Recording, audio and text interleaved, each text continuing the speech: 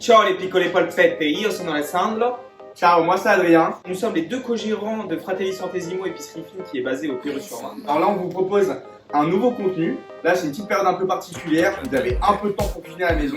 On va essayer, pour vous faire plaisir, de faire une recette par mois. Aujourd'hui, c'est la carbo parce qu'elle est beaucoup demandée par les clients et on a les bons produits pour la faire. Alors on a besoin de quoi pour faire la carbonara? Un œuf et demi par personne, c'est pour des grands gourmands comme nous. Du pecorino romano, 200 grammes, du parmesan 24 mois de qualité et sans oublier l'élément principal, je dirais, de la carbonara, c'est le guanciale, la joue de cochon. Voilà, ce sera tout pour moi. On va utiliser des vrais spaghettis de la maison Orogragnano. Utilisez des vraies pâtes, vous allez voir, ça va tout changer. Je vais faire des petits chips de guanciale croustillants qu'on va mettre à la fin sur la carbo. Donc on commence par ça. Ça va donner un vrai goût au patin. En attendant que ça cuise, on prend nos guanciale et on va faire des petits lardons subtils, très fins. On va les tailler en longueur. Ça sent super bon. Voilà, faut bien faire suer le guanciale. Hein. C'est vraiment pour apporter de la texture au plat. Très bien. Là, vous pouvez les enlever. Voilà, vous mettez une petite serviette, un petit sopalin pour bien absorber le gras. Ça, on va les réutiliser après, ça va être top. Débarrasser tout le gras que le guanciale a libéré. Parce que sinon, ça va en faire trop après. Sur la même poêle, on met nos petits lardons. Pas besoin d'huile d'olive. Rien du tout. On met aucune matière grasse. Le guanciale va libérer tout son gras. On va le réutiliser après. Là, vous pouvez pas sentir, mais il y a un parfum. Moi, ce que je conseille pour la carbonara, c'est un petit vin blanc des couilles.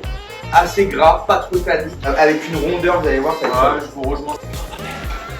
Je pense que c'est l'heure de l'apéritif. On va déguster ce vin exceptionnel. C'est salouté. On va laisser le vin blanc de côté parce qu'on va le réutiliser après. Donc vous avez cet aspect un peu du guanciale, vous voyez, bien doré, bien croustillant. Vous le retirez. On va enlever juste un peu de gras, mais on va en garder. Et ça va faire notre jus pour faire revenir nos pâtes. Donc on prend le petit vin blanc, on déglace. Vous allez voir là, ça va nous faire un petit jus. Les sucres vont se décoller de la poêle. Hop, on met de côté. Alors on n'oublie pas le gros sel dans l'eau. Voilà, 2 bonnes cuillères à café. Pendant que vous faites bouillir l'eau, vous faites cuire vos pâtes. On va préparer la carbonara. Moi je mets toujours un œuf entier. Et après vous mettez que le jaune. On va commencer à râper le fromage. Râper le fromage très fin, comme de la neige. Alors là on passe au parmesan, pareil, comme de la neige. Alors le parmesan dans la carbonara, il y en a qui en mettent pas. Moi je préfère en mettre parce que le pecorino c'est très salé, on trouve un équilibre entre les deux fromages. Et moi c'est la carbonara que j'aime, c'est comme ça que je la fais. On va incorporer le parmesan et le pecorino aux œufs. Je vais juste battre les œufs avant. On va incorporer le pecorino et après on incorpore le parmigiano. Pas tout, après on va le réutiliser après, on va le réincorporer dans la poêle. On y va petit à petit, on voit la constance de notre sauce. Elle est solide. On va l'allonger un peu pour la rendre un tout petit peu liquide avec l'eau des pâtes. Juste comme ça. Et on va remélanger. Là, on va mettre un peu de poivre. Faut pas hésiter, hein. La vraie carbonara, il y a énormément de poivre. On a notre okibou. On va mettre notre pâte. Un beau spaghetti comme ça. Faut pas hésiter à bouger tout de suite les spaghettis, hein, pour pas que ça colle. Faut faire la cuisine avec amour, hein. Faut rester proche de sa casserole. On va toujours goûter la pâte, hein, très important. Faut qu'elle soit bien al dente parce qu'on va finir la cuisson. Elle est bien al dente, et ça que j'aime avec la pâte de Orogragnano, c'est qu'elle reste ferme à la cuisson. Donc on va reprendre notre solution qu'on a fait avec la graisse du guanciale et le vin blanc. Et là on va mettre directement nos pâtes dans la sauce. C'est pas grave s'il y a un peu d'eau, on va finir la cuisson comme un risotto. On va rajouter un peu d'eau de cuisson. Alors on finit la cuisson.